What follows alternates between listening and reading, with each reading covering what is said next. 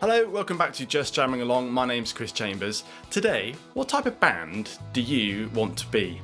Now, at first impression, you might kind of think, well, that's quite simple, really. I want to be in a band and I want to play my favourite songs and be with my mates and have a good time. That's all very well and good. But if you think a little bit further on down the line, what sort of music and gigs do you want to play? Who are you going to play to? How are you going to promote yourself? How are you going to advertise?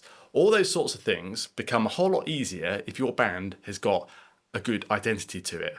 And I talk really from business experience, really. I've run a business for over 10 years, and identifying who your market is and targeting that market and advertising to that market is a really important thing in business. And actually, okay, so your band, it might be a hobby, but on the other hand, if you want it to be successful, it doesn't really matter whether it's a hobby or whether you're professionals. You still want to give yourself the best start. If you think about it, when you set up a band, it's common to think, well, what songs do we want to play? And you start putting down ideas, and someone in the band might think, oh, well, my favourite band is so-and-so, so I want to play their songs. Someone else might think to themselves, well, I remember when I was at university, we were all listening to this band and I want to play those songs. And before you know it, you've got this kind of mixy blob of a Frankenstein's monster of a set list that's just got songs from all over the place. And actually, you're kind of making the mistake, really, of thinking about the songs that you want to play as opposed to thinking about what your audience wants. So let's package this all up into the type of band that you're going to be. So I've thought this through carefully, and I reckon there are only 4 really types of band. The first of those is an originals band. If you're going to write your own music, you're going to create your own identity, whatever genre that's in, and you're going to write your own music, and you're going to find your own way of promoting yourself, etc. Okay, job done. I'm not going to talk about that today because I've never been in an originals band. And also, I'd say, good luck. That's great. We need original music. That's what the whole music industry originally is kind of based on. Music's got to come from somewhere. People have got to write it. So great. But that's quite hard, I think. And most people probably starting out in bands want to play covers. So moving on to the second type of band then.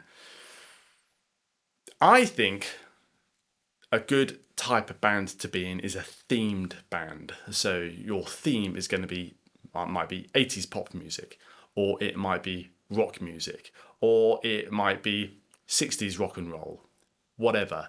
Identify the theme that you want to play and obviously then learn those songs and learn those styles. The really nice thing about being in a themed band is you can then also, you've got guidance, if you like, on what type of clothing to wear, what sort of style the band's going to have, what type of look the band is going to have. It might even affect the type of instruments that you buy and play in the long term as well. So I think having a themed band could be really good fun. It gives you an opportunity to have a fancy dress night basically every time you have a gig, which is great.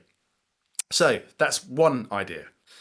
The next idea is sort of the third band type is a tribute act. So again, similar to a themed band, but this time you're modelling yourself on one band or one artist, whether that's going to be, Bon Jovi tribute. And of course, the David Bowie tribute or whoever it might be. Of course, it could be a tribute to a band. It could be a tribute to a specific singer, depending on how you're structured and set up yourself as artists. Now, I don't think you have to look like the original singer that you're paying tribute to. I think it's good fun, regardless of what you actually look like. Dress up like them. I love watching tribute bands. I think they're great fun. Even I once saw a Kylie tribute act and Kylie Minogue at a holiday park on the south coast of England, and she didn't look anything like Kylie, but she tried. And it was good fun. It was, when it gets almost so bad, it was good, and it was just great fun. So, try a tribute act. That is a great way of packaging up your music into an identifiable thing that can be then promoted, advertised, and you can find your target audience for that, whatever it might be.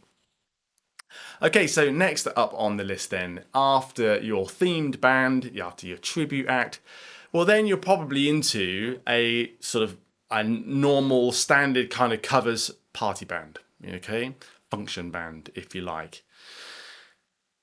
The thing about this is, you know, it's good fun. It's a lot of, it's what a lot of bands do. It's what how a lot of people start out. And of course, you've got loads of scope for the type of music that you want to play. But you will find that actually there are some sort of standards that are almost expected to have in those bands. You know, for example, Mr. Brightside is almost certainly going to feature on your set list, because it always does.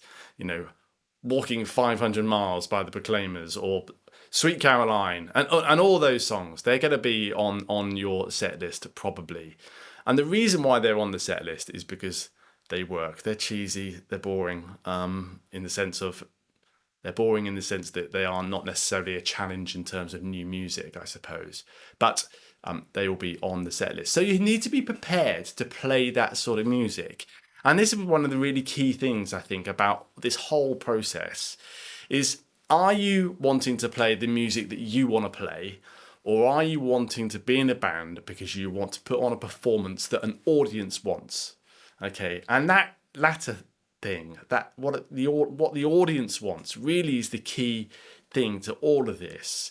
You've got to step out of being kind of almost, for want of a better expression, being selfish and doing what you want. You've got to think about what the audience wants, which means playing music that you might not necessarily be that in love with. It might mean learning music and solos and guitar parts for music that's, you know, not in your style, not in your natural genre. That's all part of being a musician and stepping out of that kind of, you know, playing in your bedroom just for yourself, stepping out there and getting out there. Find your niche that you're going to be in, whether it's a tribute act, whether it's going to be a general covers band, or whether it's going to be a themed band, or originals. Find that out, define it early on. It will then guide you on what your branding and imaging is going to look like on your Facebook page and on your social media, what your website is going to look like. It might even be that you have things like, you know, business cards and all those sorts of things, which you eventually set up, and you can have an identifiable brand, something that people recognize. And then when people want to book you, they know what they're going to get. They're going to get an 80s band, or they're going to get a rock and roll band, or they're going to get a party band, okay? And when they look at your set list on your website, they will know that they will get entertained with songs that they really like.